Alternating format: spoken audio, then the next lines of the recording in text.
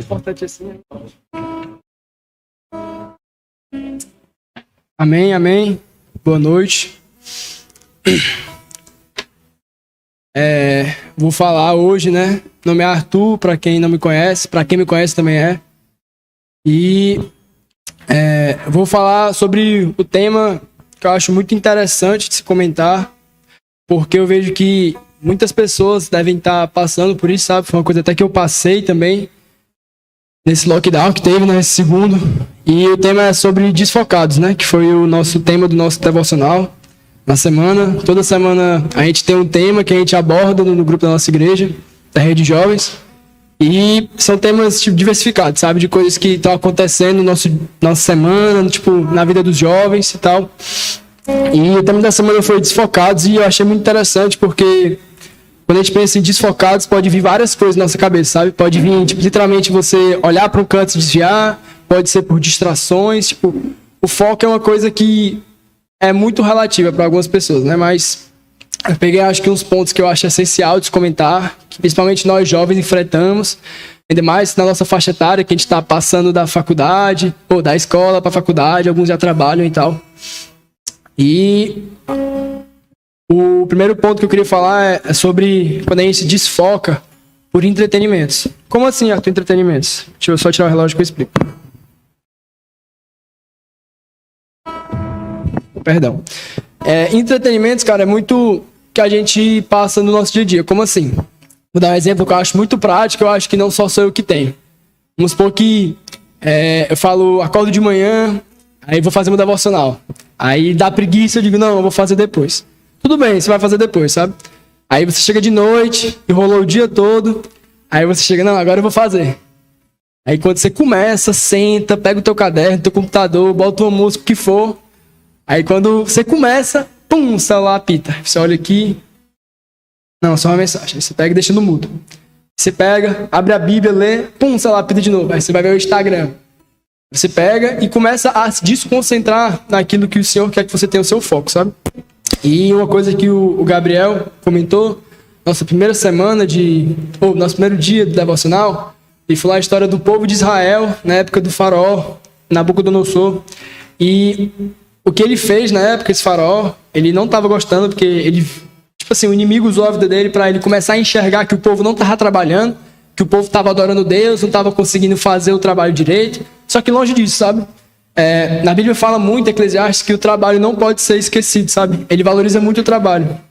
Mas voltando para o faraó, aí o que ele faz? Ele, não, então esse povo não pode mais adorar. E é muito o que o inimigo quer para nossa vida, sabe? O inimigo não quer que a gente adore a ele, literalmente. Ele quer que a gente se distancie de Cristo. Se distanciar de Cristo é a missão dele. Porque o maior atentado que ele pode fazer contra Cristo, contra Deus, é tirar uma vida dele. Porque se ele for, tipo, batalhar frente a frente, ele não consegue ganhar, sabe? Então, a missão dele, de certa forma, é nos desfocar, pra gente se desviar. E quando eu pensei sobre o entretenimento, eu pensei muito em Netflix, Instagram no caso, que são coisas que tiram o nosso foco e principalmente afetam a nossa mente. Como assim, Arthur?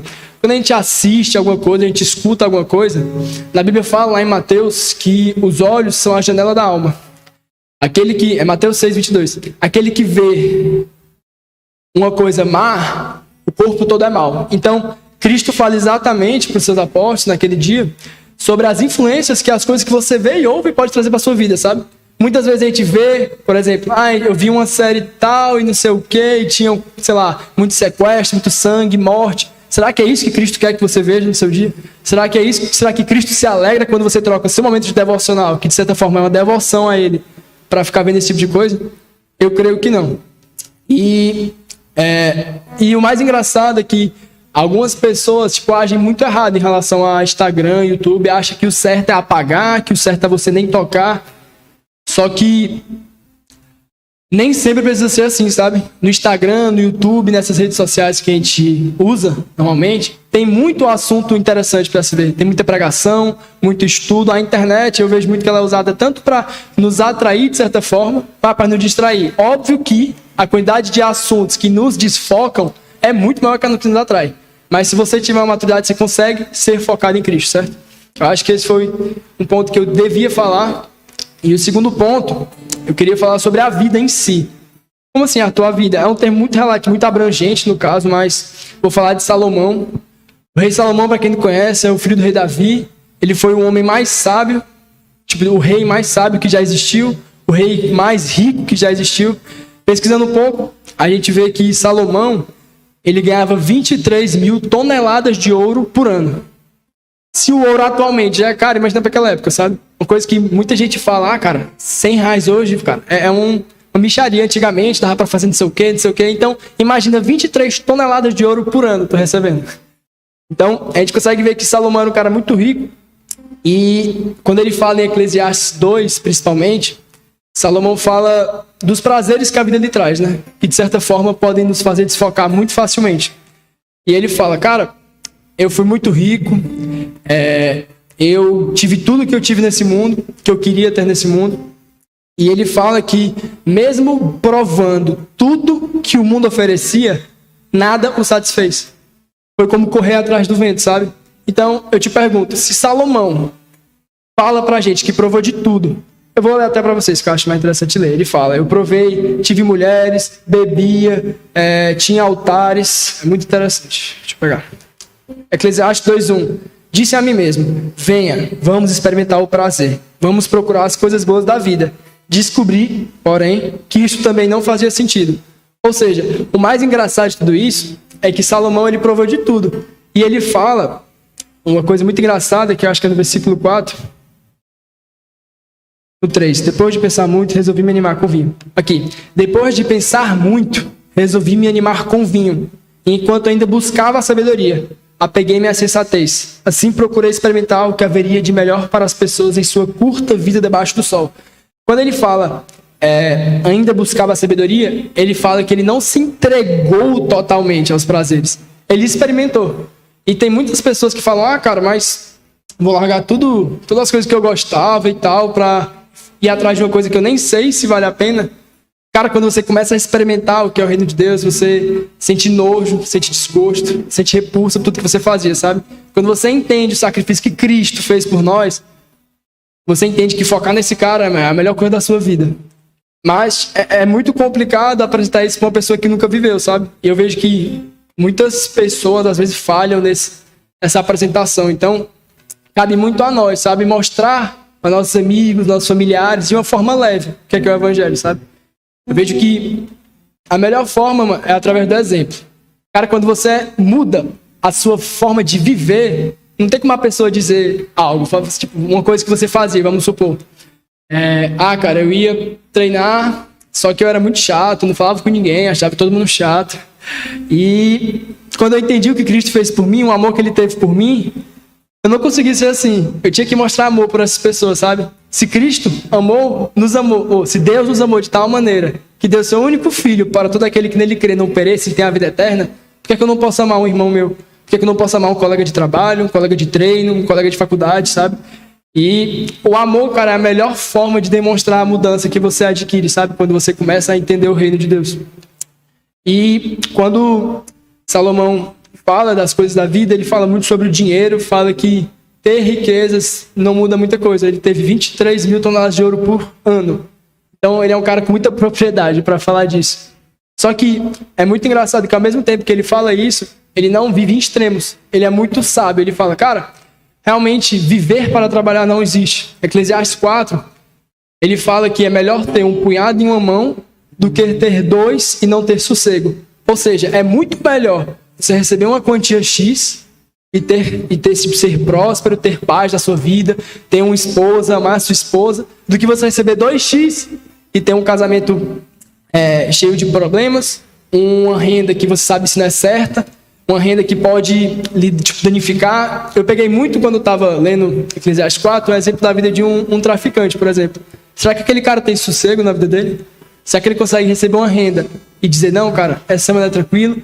Eu vejo que esse cara, morre de medo de um dia as coisas darem errado, de um dia ele querer sair dessa vida e não conseguir sair porque ele está preso, sabe? Então, é muito melhor você receber uma quantia, ser fiel nessa quantia e ter uma vida de paz. Só que Salomão fala isso, mas ao mesmo tempo ele fala que a melhor coisa, o maior prazer da vida que ele teve foi usufruir do que ele adquiriu trabalhando. Então, ao mesmo tempo que ele critica o trabalho, ele meio que o exalta. Ele fala, cara, trabalhar com o intuito só de ganhar dinheiro não é uma coisa, vamos dizer, boa, uma coisa saudável. Mas quando você trabalha, ganha seu dinheiro e aproveita do que ele pode te trazer, é outra coisa. E eu peguei muito esse exemplo para a nossa vida. Vamos supor que eu acabei minha faculdade, consegui meu primeiro emprego. E consegui meu primeiro salário. E antes que eu não tinha nada, eu sempre gostava de ajudar os outros. Então, quando você tem tudo e você aproveita seu dinheiro para honrar a vida de alguém, você vê a diferença, sabe?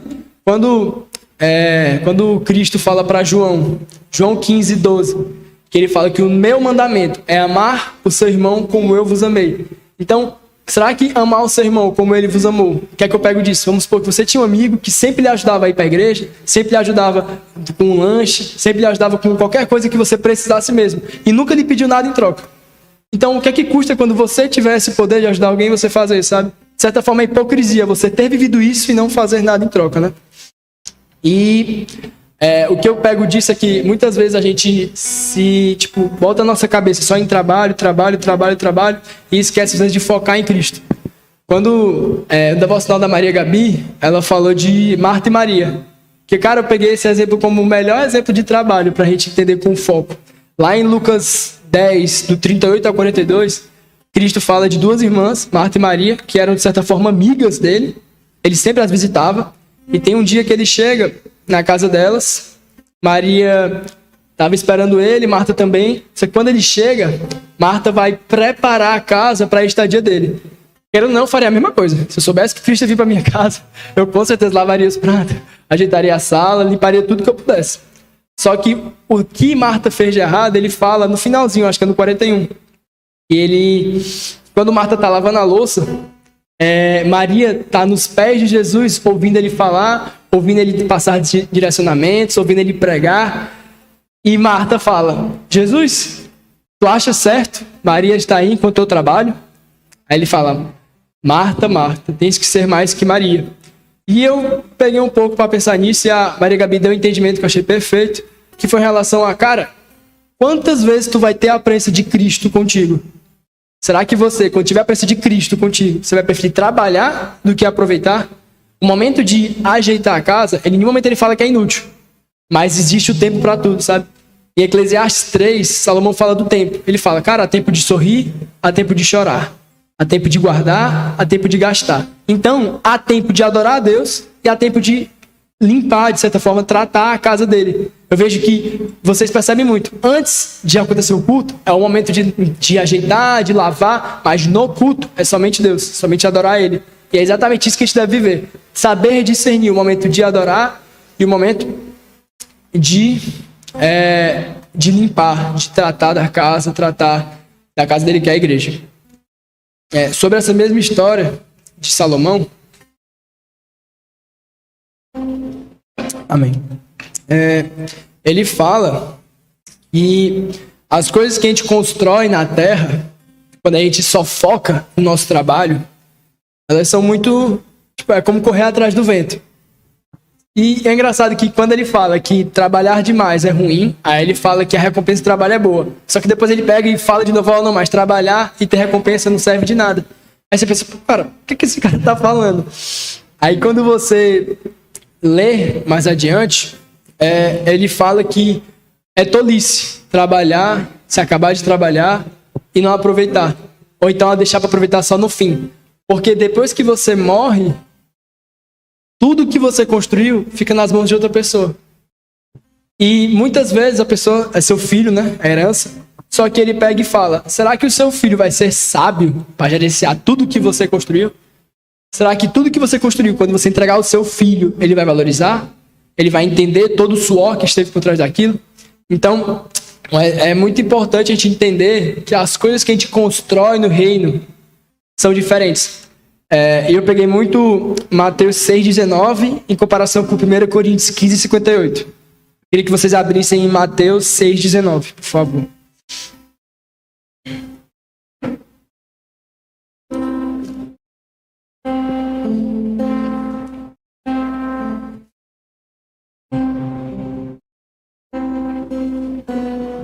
Amém. Vou ler. Mateus 6,19, Cristo fala dessa forma: não ajuntem tesouros aqui na terra, onde as traças e a ferrugem os destrói, e onde ladrões arrombam casas e os furtam. Só que depois, adiante, quando Paulo escreve a primeira carta para a igreja de Coríntios, ele fala uma coisa que meio que completa esse versículo. Que eu vejo e Jesus fala depois, né, no versículo 20, no Mateus 6:20, perdão. Ajuntem seus tesouros no céu, onde traças e ferrugem não destroem, onde ladrões não arrombam nem furtam. E mais adiante, quando você vai lendo, acaba Mateus, aí tem os 4 evangelhos, tem Atos dos Apóstolos. 1 Coríntios, Paulo fala, 1 Coríntios 58, Paulo fala exatamente sobre isso, de certa forma. Portanto, meus amados, sejam fortes e firmes. Trabalhem sempre para o Senhor com entusiasmo. Aí o final, que é o que eu queria pegar. Pois vocês sabem que nada do que fazem para o Senhor é inútil. Ou seja, quando a gente foca em Deus e faz coisas para Deus, nada disso é inútil, sabe? A gente constrói um tesouro que a gente vai usufruir dele quando a gente chegar nos céus com Cristo. Se Deus quiser, né? E tipo, se você vê o que Eclesiastes fala, ele fala, cara, usufruir do seu trabalho é a melhor coisa que tem, cara. Não tem prazer melhor na vida do que tu usufruir do que tu construiu. E Paulo fala, pois vocês sabem que nada do que fazem para o Senhor é inútil. Então ele se completa, cara, de uma forma que eu acho muito linda, cara. Como o Antigo Testamento fala do Novo, e o Novo fala do Antigo, e tem essa conexão. E em seguida, falei sobre a vida, principalmente sobre o trabalho nesse ponto. E depois, eu ia falar muita coisa, mas eu achei engraçado que, quando eu estava estudando, Deus tirou tudo que tinha na minha mente e botou 3 palavras. Aí eu vou conversar com vocês agora as distrações que os sentimentos nos trazem. E como primeiro ponto, o primeiro sentimento que eu queria falar é o sentimento do medo.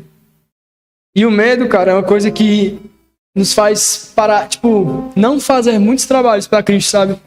Você pensa assim, Arthur, eu tenho medo de orar na frente dos outros e me julgarem.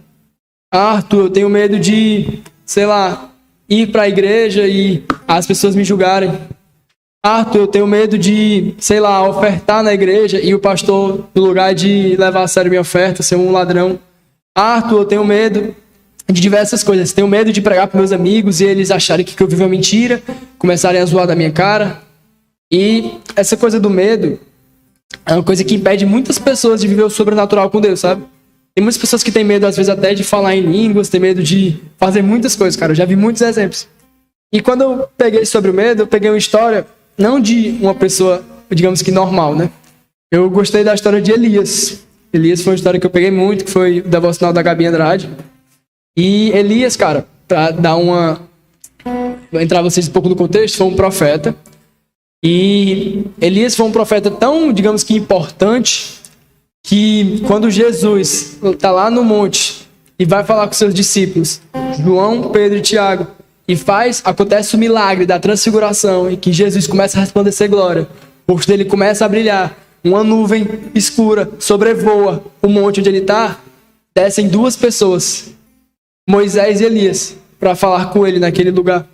E Moisés, nesse dia, ele simboliza muito o êxodo, que foi a saída do mundo para a vinda com Cristo. E Elias, ele simboliza muito o Espírito.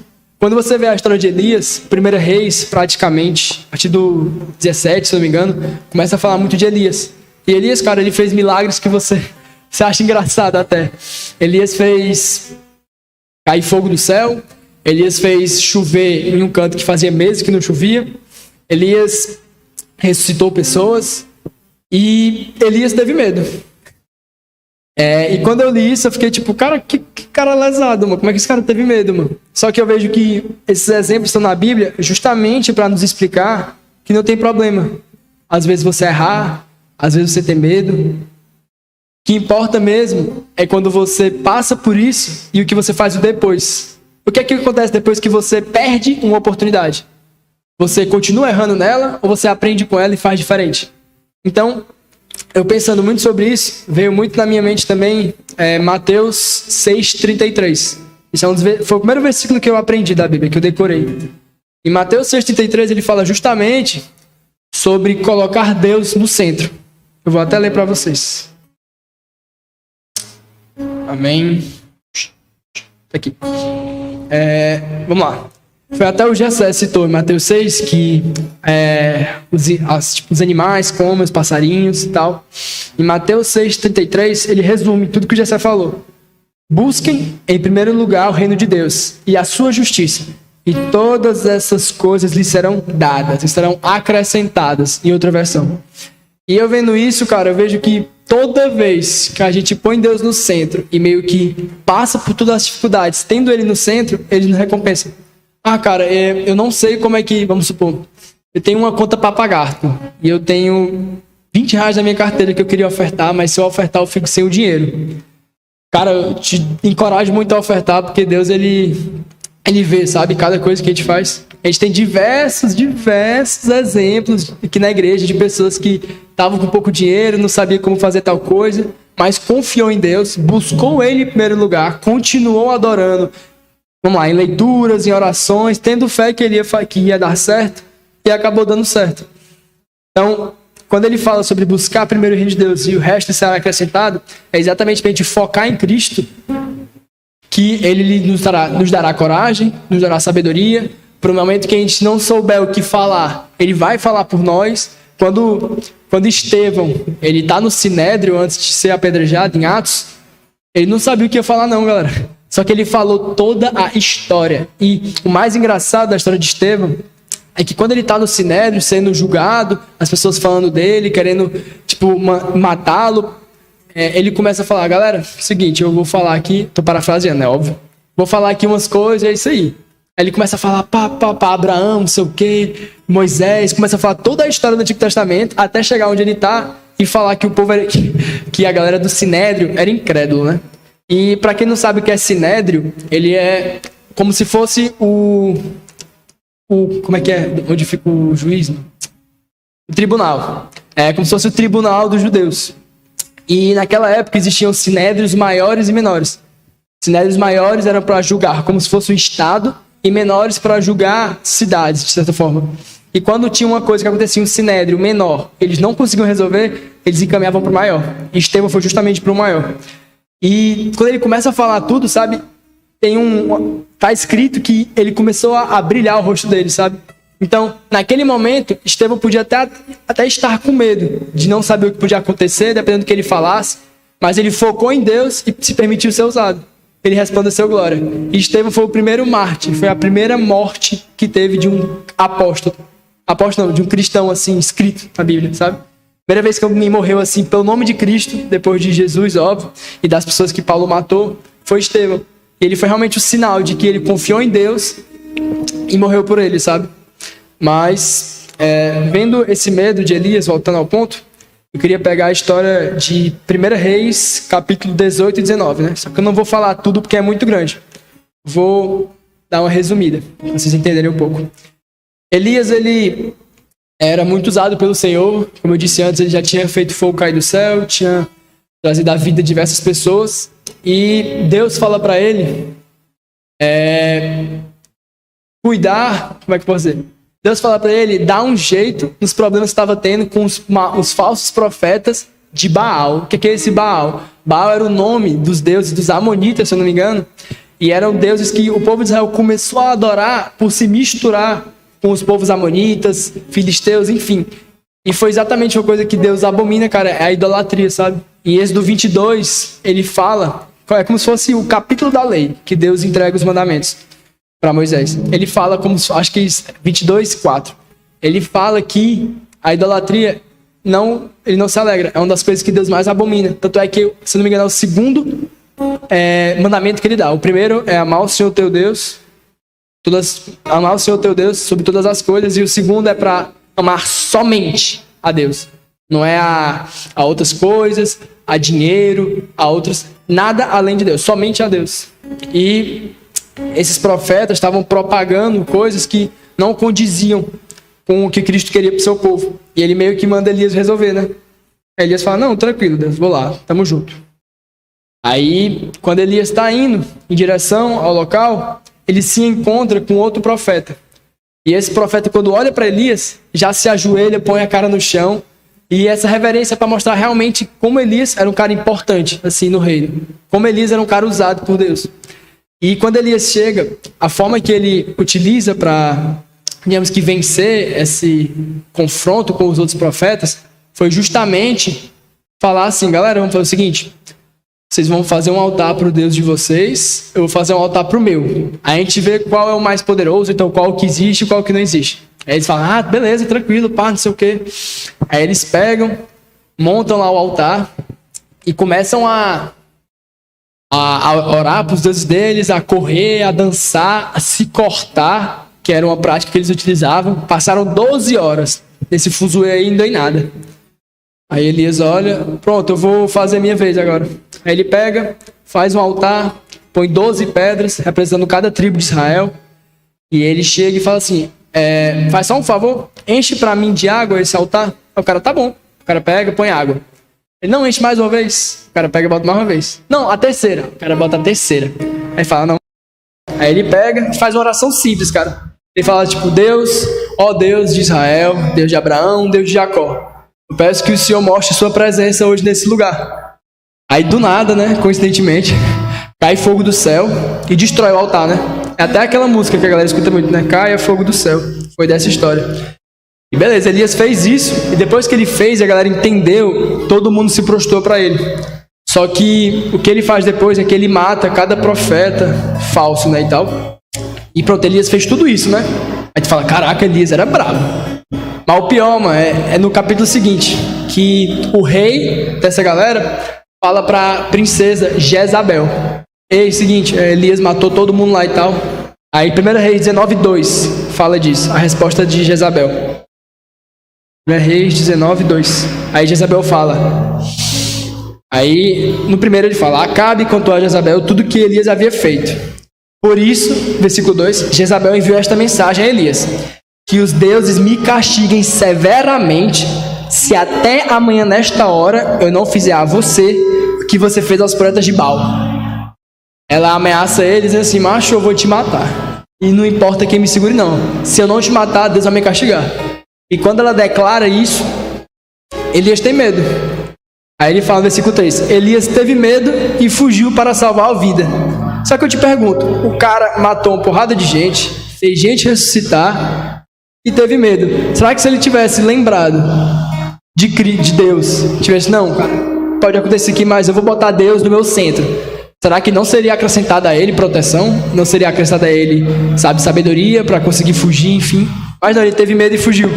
E esse foi acho que foi a primeira vez que Elias se desfocou de Deus, por causa do medo de uma princesa.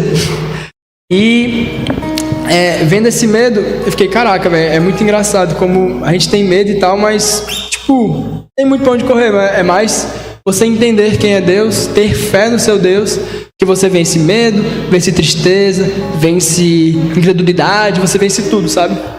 Aí, o segundo sentimento que eu peguei para comentar com vocês hoje é o da paixão. E o exemplo que eu peguei foi de Sansão. Sansão, ele se apaixonou por 3 mulheres que falam na Bíblia, as 3 filisteias. E para começar falando de Sansão, eu queria primeiro falar sobre quem ele era. Sansão era filho de... não lembro o nome do pai dele, mas na Bíblia só fala o nome do pai dele. E Sansão, ele era um nazireu. Arthur, o que é isso que tá falando? Nazireu, a palavra nazir vem do hebraico, significa ministério. Então, os nazireus eram pessoas que desde nascença eram meio que consagradas ao Senhor. Que a pessoa chegava e nasceu o filho, não, aqui é para Deus. E o engraçado, de certa forma, é que tiveram 3 nazireus, enfim, se não me engano, mas os 2 nazireus principais foram Samuel e Sansão. E a coincidência que tinha dos dois, a conexão, era que os 2 vieram de um casamento em que a mulher era estéril. Então, o primeiro milagre que teve foi justamente o de Sansão nascer. E quando Sansão nasce, a mãe dele recebe a mensagem, antes do nascimento dele, de que ele ia ser dedicado a Cristo. E por ele ser dedicado a Cristo, a Deus no caso, que Cristo não tinha vida, eu confundo às vezes. Mas por ele ser dedicado a Deus, ele não poderia beber não poderia ter contato com cadáveres, ter contato com algumas coisas que ele enumera. E o principal, ele não poderia cortar os seus cabelos, ele tinha que deixar seus cabelos grandes. E Sansão sempre teve um problema em relação a mulheres. Ele era um cara muito, como eu posso dizer, carente. Não vou dizer carente, é um cara muito carente. Ele sempre buscava uma esposa, uma mulher e tal. E nas 3 ele se frustrou. Só que, pegar um pouquinho antes, desses votos que Sansão não podia quebrar, que era o de andar perto de cadáveres e o de andar perto de bebida, essas coisas, ele quebrou. Ele nunca tinha quebrado de cortar os cabelos. E como é que ele quebrou, Arthur? Acho que no capítulo 14 de Juízes, Sansão ele mata um leão. Ele mata o leão, deixa o leão morto e vai embora. Quando ele volta pelo caminho, a primeira coisa que acontece é o quê? Esse leão ele matou perto de um vinhedo. Então ele já estava quebrando o fato de andar perto de bebidas. Porque eles consideravam vinho, bebida. Primeiro, quebrou, tranquilo, quebrou, meio que sem querer. Só que o segundo é que quando ele volta do caminho, ele encontra o leão no chão. Aí o que ele faz? Vai lá até o leão, olha, aí ele vê que tinha uma colmeia de abelhas produzindo mel dentro do leão. Aí o filho da mãe pega o mel, come e leva para os pais dele. Então ele quebrou o segundo voto dele, que é o de andar perto de cadáveres. E beleza, aí só faltava o do cabelo, né? Que ele não tinha quebrado ainda e eu creio que ele não queria quebrar, né? Só que quando Sansão conhece Dalila é ameaçada para descobrir a fraqueza de Sansão. E Dalila fala para ele: Sansão, não, calma, deixa eu falar um negócio antes. Antes disso acontecer, Sansão tinha passado por uma traição de uma mulher e ele liderou Israel durante 20 anos. Então vamos pensar aqui: se ele liderou Israel durante 20 anos, quer dizer que ele seguiu um caminho com Deus durante 20 anos. Quer dizer que o foco dele foi Deus durante 20 anos. Mas depois de 20 anos tendo esse foco, ele justamente se apaixona por Dalila e esquece disso tudo e começa a meio que sair com ela.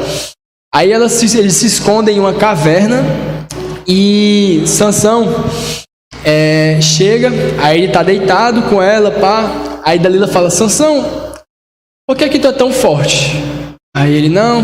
Aí ele dá um migué, ele mente pra ela: não, se você me amarrar com cordas que nunca foram usadas antes, eu perco minha força. Aí o filho da mãe acordou amarrado. E o que é que ele pensa? Aí ela fala assim, quando ele acorda, ele tava dormindo, a ela: Sansão, os filisteus. Aí o homem se levanta, rasga as cordas, vai lá, não encontra nada. Ele pega, volta. Aí quando antes de dormir, eles estão conversando, aí ela fala: por que tu mentiu pra mim? Tu não confia em mim? Aí ele pega, dá um migué lá, não sei o quê. Aí ele pega, aí ela fala: qual é a tua fraqueza? Ele: não, se você amarrar as minhas tranças com uma corda, eu não conseguirei ter forças. Aí o filho da mãe acorda com as tranças amarradas. Do mesmo jeito: Sansão, os filisteus. Ele vai lá, não vê que é nada. E em nenhum momento desconfiando da mulher. Ou então se fazendo de doido, né? Ou então ele estava muito apaixonado. Mas aí, quando ele fala para ela, depois de muita importunação, e com essa palavra, muita importunação, eu vejo que o inimigo é justamente como eu falei, ele só quer nos desfocar. E ele vai fazer exatamente na nossa fraqueza. Tem algumas pessoas que a fraqueza é bebida, outra pode ser droga, Sansão era mulher, Elias teve medo. Então o inimigo vai justamente apontar na tua fraqueza e tentar achar a brecha nessa fraqueza, sabe?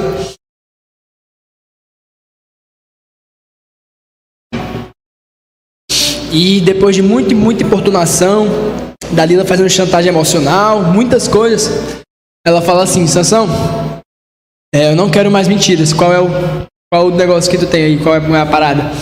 Aí ele revela: não, eu nunca cortei meus cabelos na vida. Se cortasse meu cabelo, eu perderia minha força. Dessa vez, ela não grita da mesma forma que ela gritou, dizendo que os filisteus chegaram. Ela somente chega, chama os filisteus: ele vai perder a força, pode vir. Aí de manhã, ele é amarrado por filisteus, e quando ele vai se soltar, ele não consegue. E o que eu achei mais incrível disso tudo é que no versículo 20, ela fala assim: Sansão, os filisteus, ao acordar ele pensou: farei como das outras vezes e me livrarei deles. Para quem quiser saber, é Juízes 16, 20. Farei como das outras vezes, me livrarei deles. Não sabia, porém, que o Senhor o havia deixado. E eu olhei assim, caraca, o Senhor deixou o cara. Às vezes a gente pode até pensar que Deus foi muito injusto por ter deixado ele, mas parar pra pensar que ele tinha 3 coisas. Deus pediu para ele somente 3 coisas. Ó, mano, não anda com cadáver, não passa pé de bebida e não corta o cabelo. Ele quebrou as 3.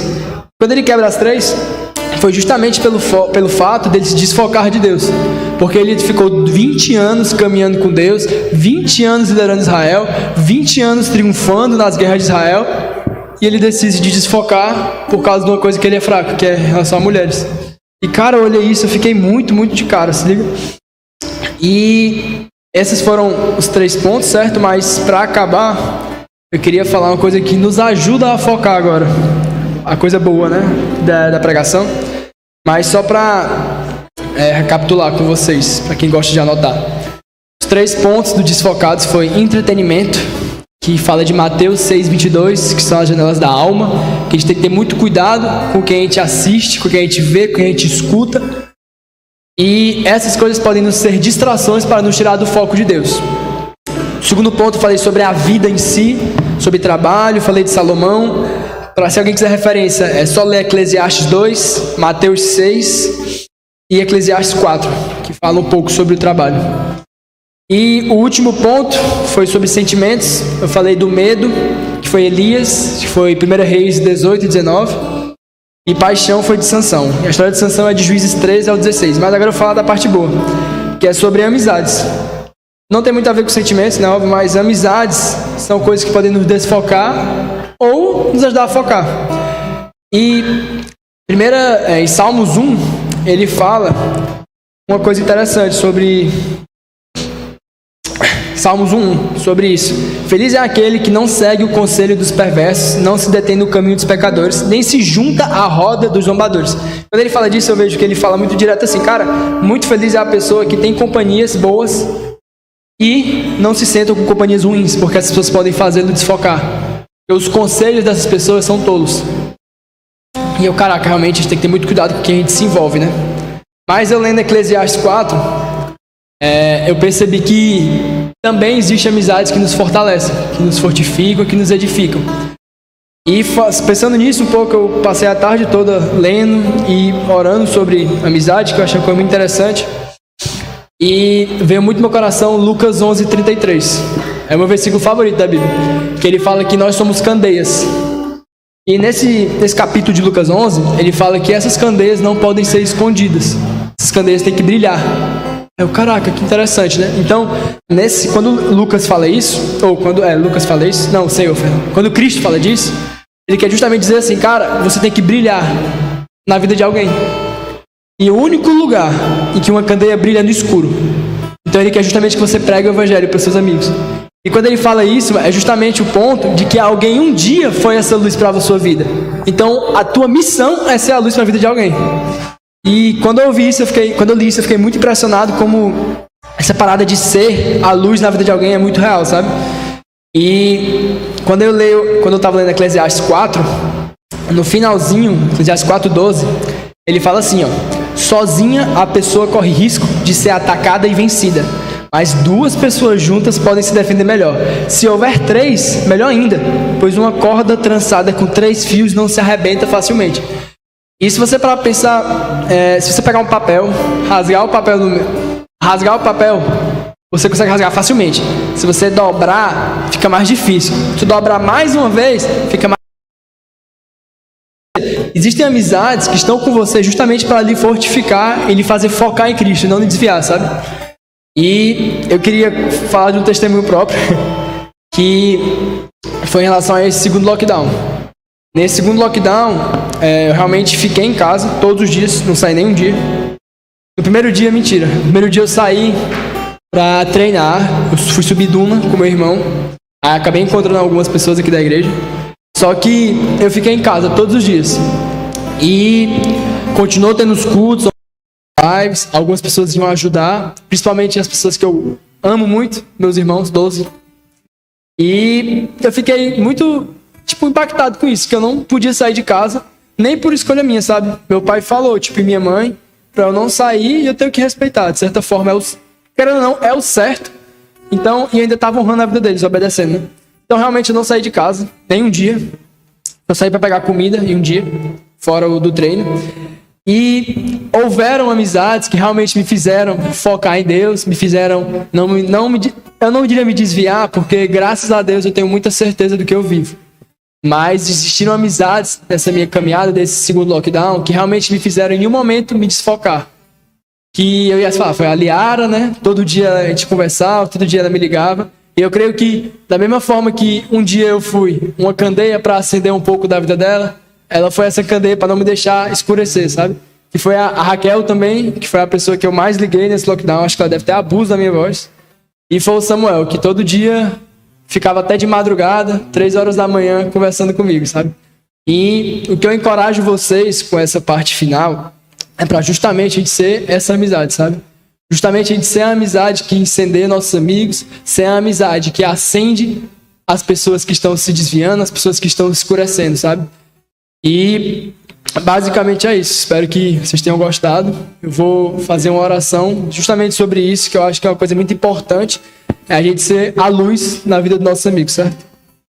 Pai, eu venho te pedir, Senhor, que o Senhor venha realmente fazer cada um hoje receber essa palavra, tanto as pessoas daqui da igreja que estão escutando, como as pessoas de casa. Eu venho pedir que o Senhor venha realmente trazer para a vida delas essa vontade de ser luz na vida de alguém, da mesma forma que um dia a Miss e o Gessé foram luz na minha vida e hoje eu estou aqui. Eu creio que o Senhor vai fazer muitas pessoas aqui serem usadas por Ti para serem vida na vida dos amigos, Pai. Para serem luz na vida dos amigos que eles já oraram, já jejuaram e ainda não conseguiram, Pai. Então, através dessa palavra eu te peço que cada um venha ter um entendimento de santificação para poder brilhar